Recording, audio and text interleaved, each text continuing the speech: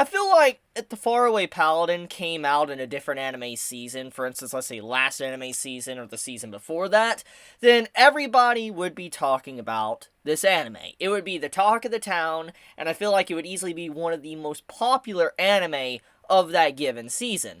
But thanks to this season being glorious and having so much good content, and I have constantly expressed this week after week in my videos, online, etc., it's very clear that there's going to be a lot of hidden gems, a lot of dark horses that are going to slide under the radar because there's a lot of anime. There is a lot of anime to watch, and I would not fault anyone for overlooking certain said great series because there's a lot to watch, which is a good thing, and at the same time, it's a bad thing. It's a curse of a good anime season. When you have a good anime season, you have it to where, you gotta pick and choose sometimes what you can watch and what you cannot watch, and you're gonna throw something else to the side, and the Faraway Paladin seems to be one of those anime that is getting that type of treatment, which is incredibly unfortunate, because after getting 3 episodes deep into it, it is something that I feel like could potentially stand alongside of the Kings of the Isekai type story. For instance, like ReZero, Mushoku Tensei, Reincarnated as a Slime, Konosuba, Overlord, and Tanya the Evil. I feel like Faraway Paladin has that potential to stand up with those behemoths of storytelling. And that's what makes it so sad to see that nobody is really paying attention to the Faraway Paladin. They're either just pushing it aside or not talking about, not even giving it a shot, and there's a lot of reasons for it besides just the anime season being packed. It's because the slow pacing, which is a big problem with a lot of good stories I've seen over the years. People will just throw a series to the side because the beginning of it is rather slow, and it's not action-packed and instantly engaging from the first episode.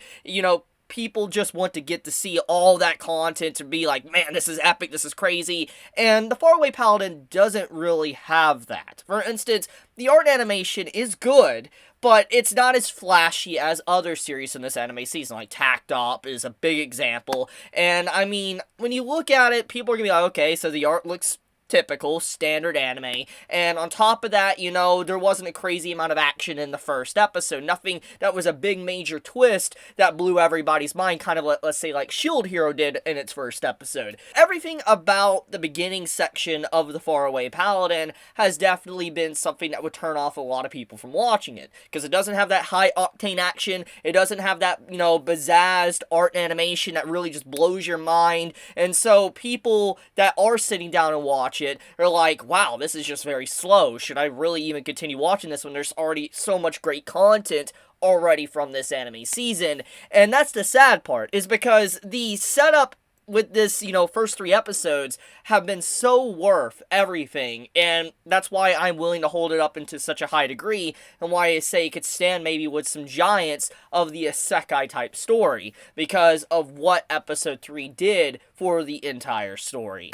So yeah, just, if this is your first time hearing me talk about the Faraway Paladin, honestly, do yourself a favor. Just check it out. Watch the first 3 episodes. It's very slow paced, but it is really worth the watch. I mean, think about it. I mean, Mushoku Tensei was literally the exact same way. I remember people not really caring about Mushoku Tensei at all because of the slow pacing, and the only thing that really got people was that art and animation at first. But overall, people were constantly complaining about the slow pace Mushoku Tensei, and now look where it's at. It's easily one of the most popular series right now of this anime season.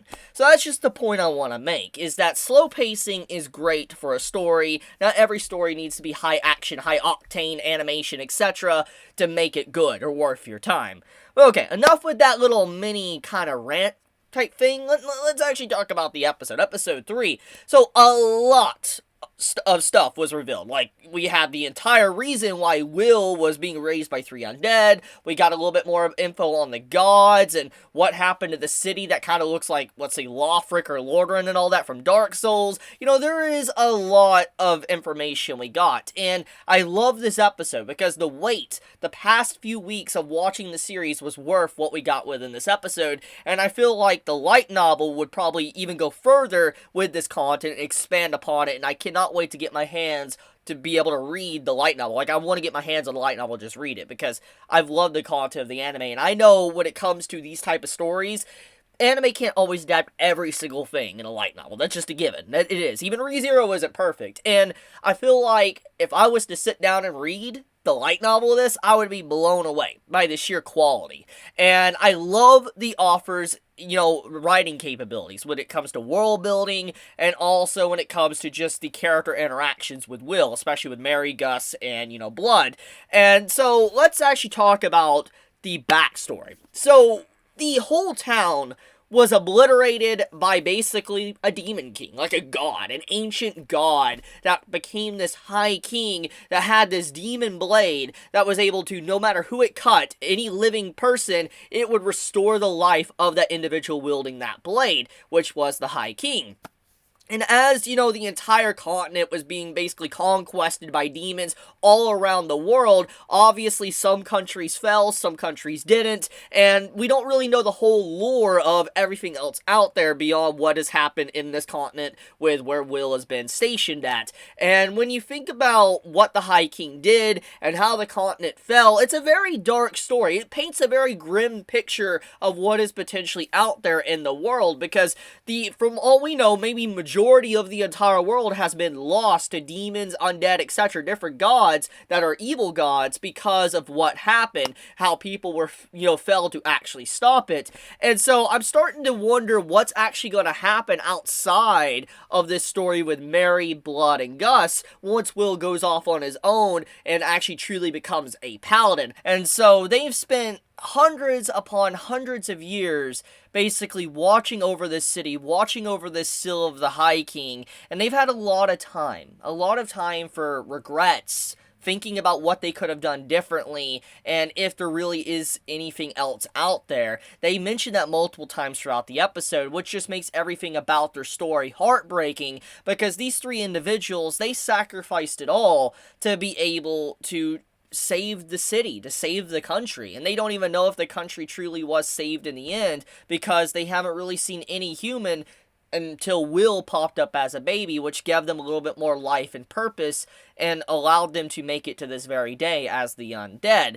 So let's actually talk about the High King for a second. So the High King, which was basically this demon king, was someone that had this blade, this demon blade, that was able to just slice anyone, and anyone that was sliced with it was given life to him, the wielder of the blade, and he was able to create demons, countless entities, through his blood alone, like blood magic, which is just creepy to think about, to be able to spawn countless armies to start the conquest of invasion.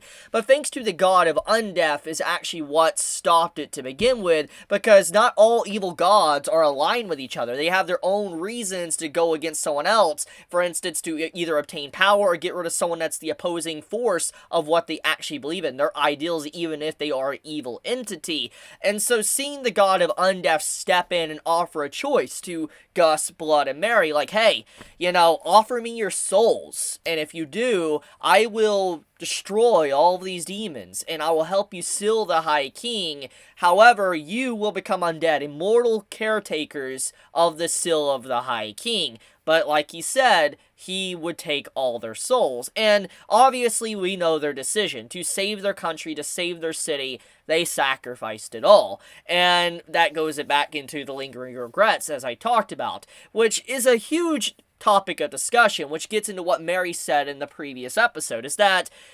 gods are not necessarily good or evil in this world. It just depends on what side you're on, and depends on what happens in that given time. Example, the god of Undeath. Even though giving up their soul necessarily isn't a righteous thing to do, at the same time, what they did, and when they looked at the god to give up their souls, they did that for the act of saving everyone in that city and their country. So in a way, the god of Undeath, which is technically an evil god, wasn't an evil god in that given moment. And so this goes back to what Mary said, and what Blood said, is that sometimes, the gods just depend on your circumstances. And so, as long as if law and order is in place, sometimes those gods are for law and order are good, but sometimes they could turn very evil as well. I just find the entire topic of discussion about good and evil gods very fascinating, because it reminds me of just D&D, and how, D&D has lawful good, lawful evil, neutral, neutral, chaotic evil to chaotic good, etc.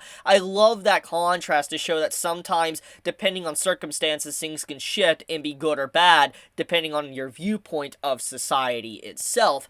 So, I think that when it comes to the overall backstory, it was definitely worth the build-up. It was definitely worth all of that time spent really giving us more history on the world itself. I love the lore. So much you can really just sit down and think about for hours on end. And I love anime and, manga that do that to me. For instance, I'm able to just sit down and really theory craft of what potentially is going on in this world, and if the world is actually a good or bad place. Paladin is a good anime. It's a very good anime, and I feel like this series has just so much potential and so much, I guess, quality writing that the author's ability of writing is just mind-blowing to me. And that's why I said at the beginning of this video that, like, if there's anyone I've seen in recent times that could stand up with the greats of Isekai, definitely Paladin is one of them. I can definitely say that 100% confidence that this is that story capable of that. Like, it's capable, and I feel like the story is just getting started. It has so much potential and so much room to grow, and I love the character, and I can't wait to see where the character develops because of what's going on right now within the story. But, that's pretty much about it, though. It's a good third episode. The whole wait and everything was worth it, and I really cannot wait to see what's gonna happen. But, I love you guys. Thank you so much for watching this video, and thank you so much for supporting my content and all that. It does help me out a lot. It helps with the algorithm. Any like, any comment, any bell notify you click, it does help me out. And so thank you so much for anyone that has done that. But with that, guys, be safe, stay healthy. Chibi out.